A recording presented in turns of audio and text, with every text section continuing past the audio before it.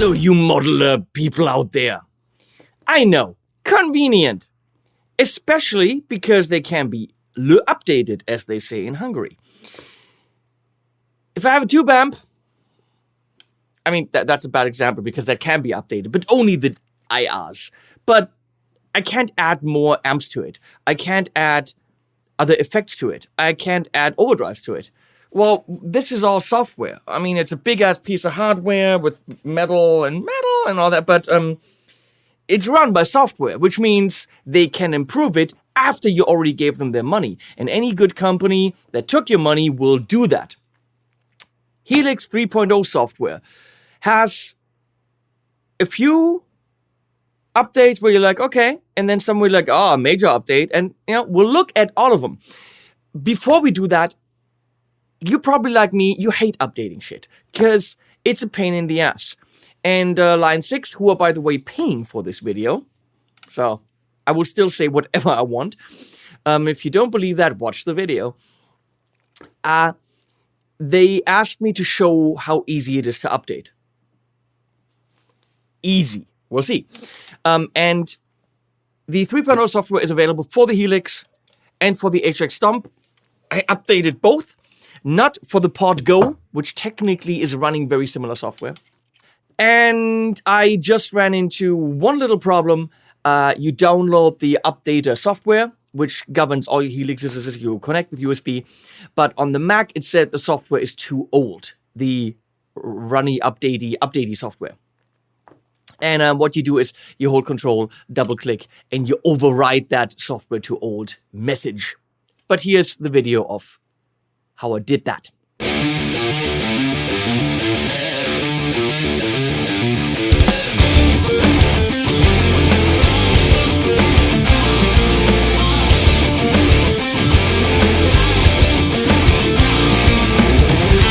time, every day, everyone who disobeys gotta go. Who's to blame in this game? Light a flame and let it glow.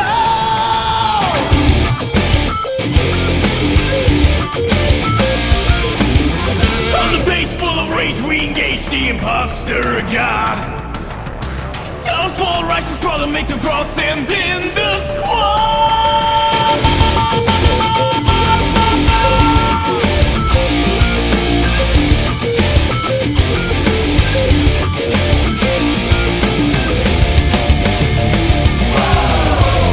I'm waiting for the world to change.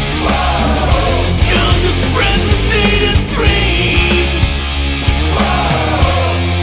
Yeah, the world needs to be rearranged.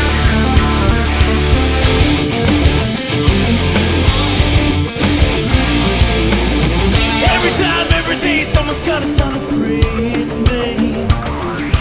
Raise a fist, coexist, and get pissed at terrorist campaign.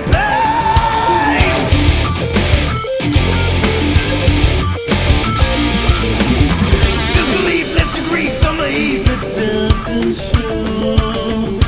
Money talks and the law lets them walk through all the doors.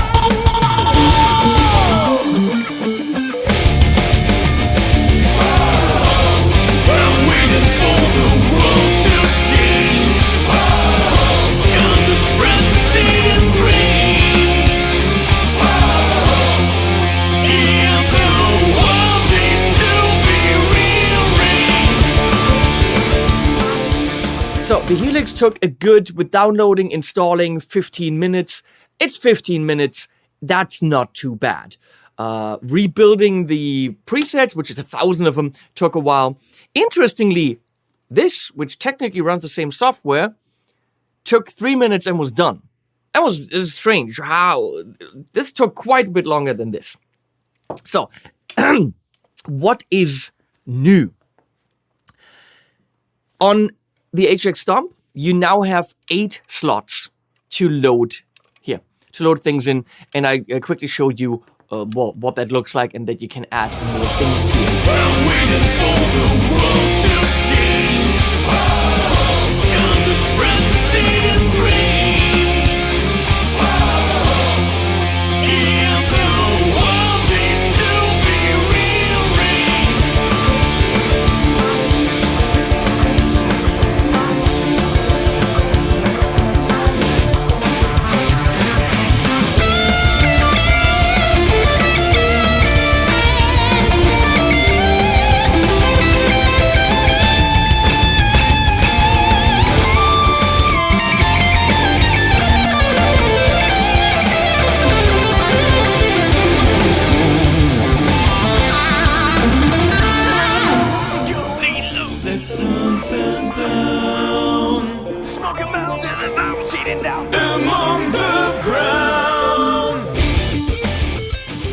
also on the HX Stomp, let me see, let me check that just to make sure I get that correct. Yes, there are 8 blocks now on the HX Stomp, but it doesn't mean, careful, that it all of a sudden has more processing power. You can have more effects, but when the processing power is used up, it's used up, okay? And we're going to get to that. And it has a command center, which means it can control additional external gear. So, generally, for both of them, they have polyphonic pitch, which we're going to look at.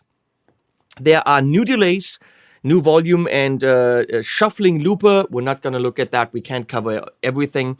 There are new distortions, namely the Horizon Drive, the Swedish Chainsaw, which is an HM2, Pocket Fuzz, Bighorn Fuzz, Ballistic Fuzz. We're going to look at 2 of them just to give you an idea. There's a new dynamic, which is the Horizon Gate, and an EQ for acoustic guitar. And there's the Poly D-Tune for modulation. New amps. We're going to look at all of them. It's only 3.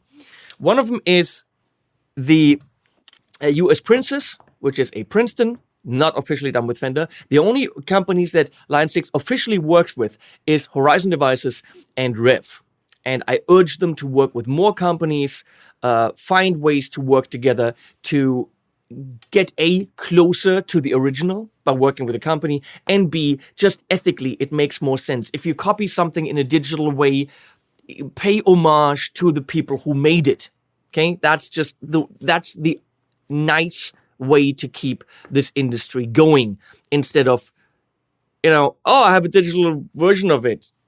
I put it in my thing and I don't tell anyone about it. You know what I'm talking about. So, and then there are 2 diesels, which they call Das Benzin, the fuel.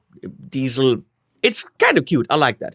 One's called Das Benzin Lead and Das Benzin Mega. So we don't know, is that a VH4, is that a Herbert? We have no idea. And I like that. Either it's good or it's not. It doesn't have to be labeled VH4, whatever. What I did, though, to make sure I'm not stepping on anyone's toes, because I like the guys from Diesel, I called Peter Stopfer from Diesel and said, A, are you okay with me calling it a Diesel in this video? Otherwise, I would have called it Das Benzin and that's it. And B, are you generally okay with Line 6 doing something reminiscent of your amp? And apparently, for the very first pod, the Bean, Line 6 did get in touch. They were nobody. They were a company that nobody heard of. So they were actually nice back then. And they did call Peter Dietzel, and they did get permission to have something reminiscent of his amp in there. And he gave him the permission, and that permission lasts until today. They've never called since, which I think would be a nice idea. Maybe if they did, they could actually call it a Dietzel. Okay, so those amps are in there. We're going to look at them. 2 cabs, primarily a 110 and a 112 for the Princeton. And then the polyphonic stuff. And on the big Helix, there's Spillover now. The Helix has 2 lines or 2 chains of effects. If you want spillover between presets, instead of it cutting off when you go to the next one, you have to sacrifice that second signal path. I'm pretty sure most of you probably don't use it. It could be done for electric guitar and another electric guitar and acoustic guitar, electric guitar and mic, electric guitar or bass and mic. You can have 2 individual signal paths. You're sacrificing one of these if you want spillover. Okay, that's the downside, but we're going to look at that as well. It's now in here. All that being said, let's look at the Benzins, at the Dietzel amps. Here we go.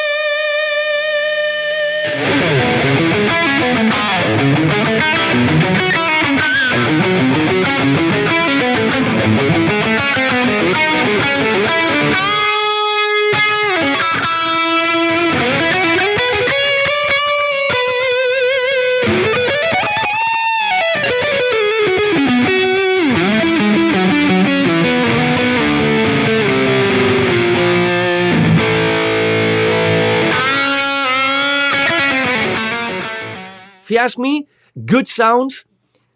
Did we really need them in here? This thing has, I don't know how many amps, way too many. Does it give any extra value to the Helix?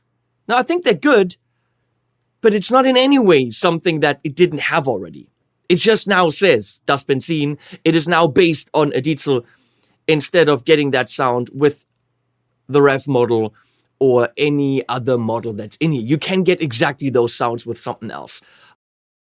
Good sounds, I don't think they add major value to the Helix. Let's look at the Princeton, which actually is rather nice.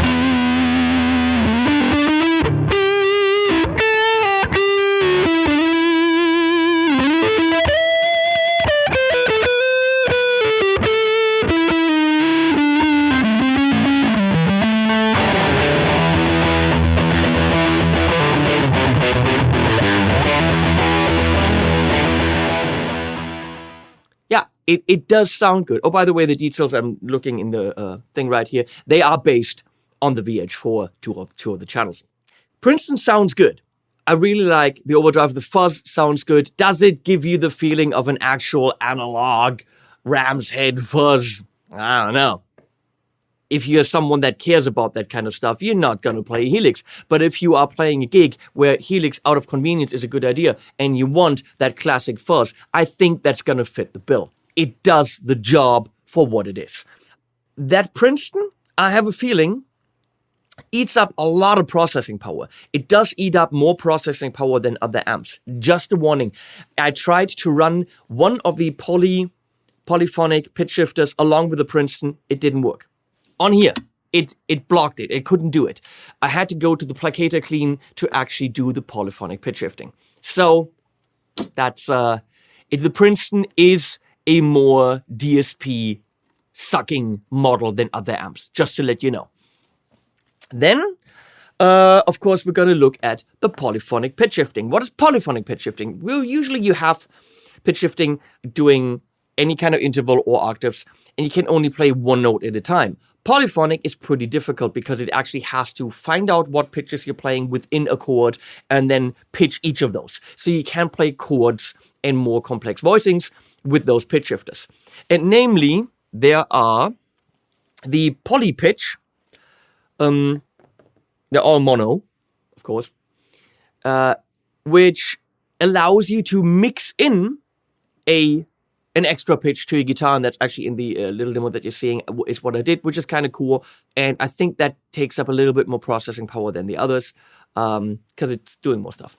Then there's the poly wham, which kind of does a whammy effect, but polyphonically. So you can play a chord and then pitch that whole chord up with the built-in swelly thing, high quality swelly thing, expression pedal. And you can, of course, define the heel down, toe down, all that stuff.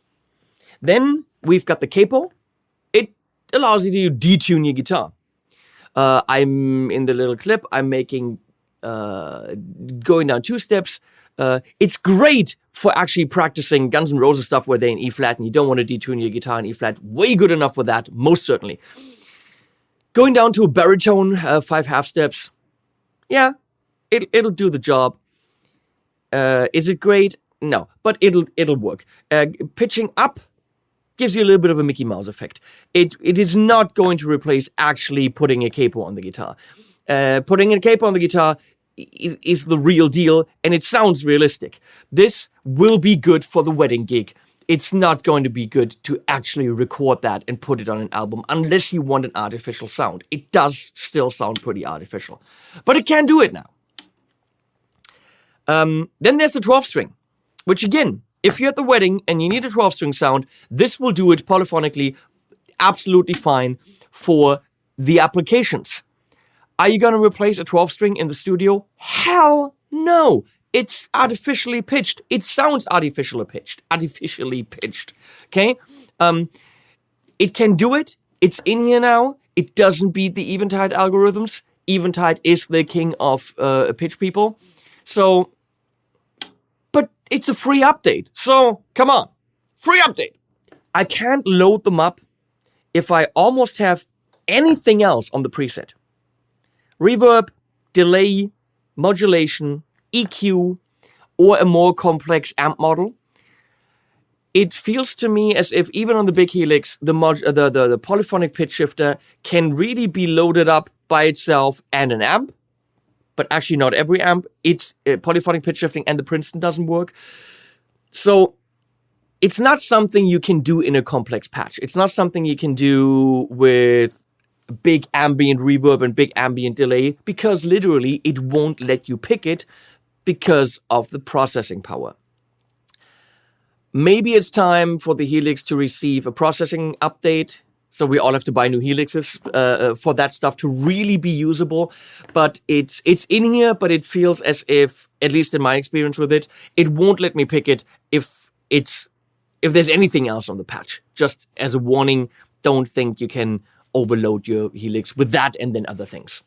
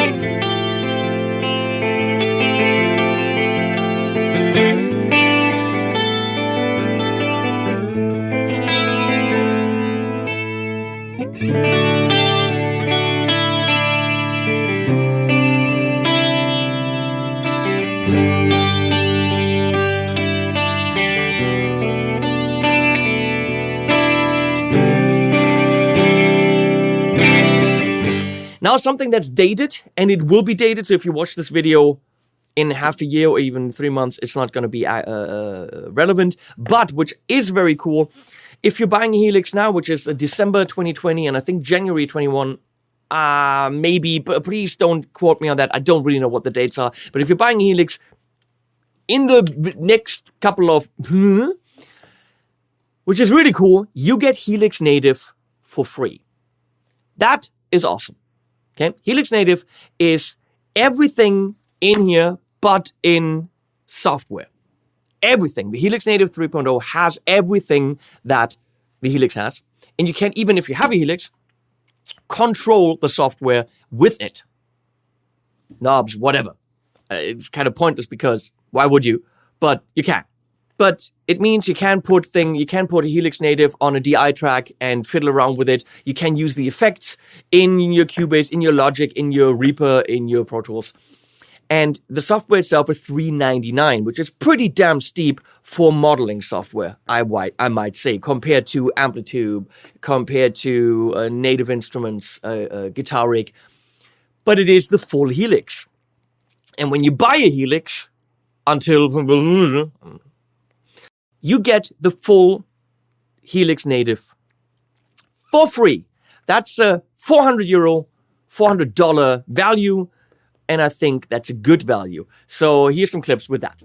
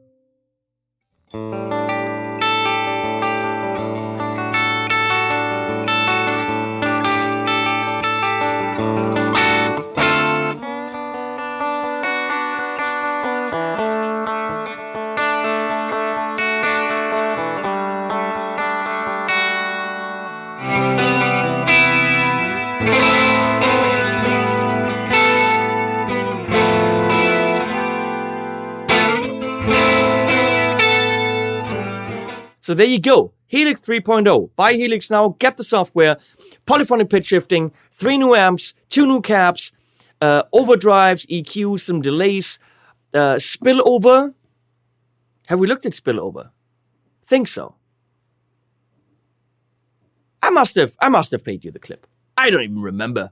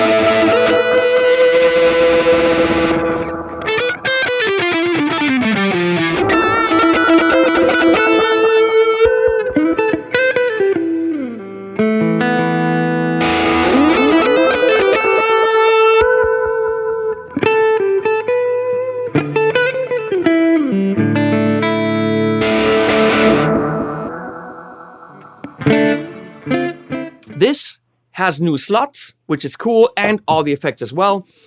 Some of it is, yay, really pretty cool. Someone, like the Princeton. Someone's like, okay, do we need this? Some of it is cool, like the polyphonic pitch shifting. It's not mind-blowing in the quality, but it's there. It does eat up lots of processing power.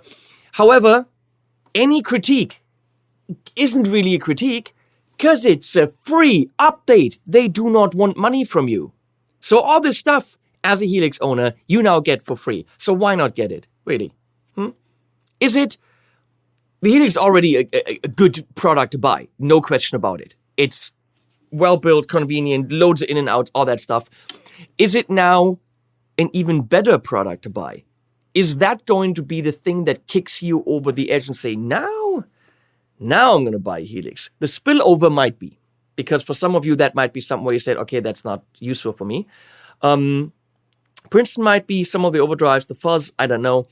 The polyphonic stuff, why not? If you don't have a Variax, which you can run with this, which does the detuning internally, especially the capo thing, for the bar mitzvah, why not? For the gig for brunch on Sunday, where really nobody gives a crap about what the guitar sounds like, yeah. Quick and easy fix to detune your guitar. So why I'm going to go where, like, yeah, that's good. It definitely will solve some problems for people that had that problem. I want to thank Yamaha Line 6 for commissioning this video and having me look at it and forcing me, therefore, to actually install the new software on my devices, which I wouldn't have done otherwise because I'm lazy. Thanks, guys. You guys rock. And thanks to all my patrons. You guys rock a little bit more. And we're going to say links below. I don't know to what. Links below to things. And also, at the end, we do the animals. Endless days and stormy waters into the pain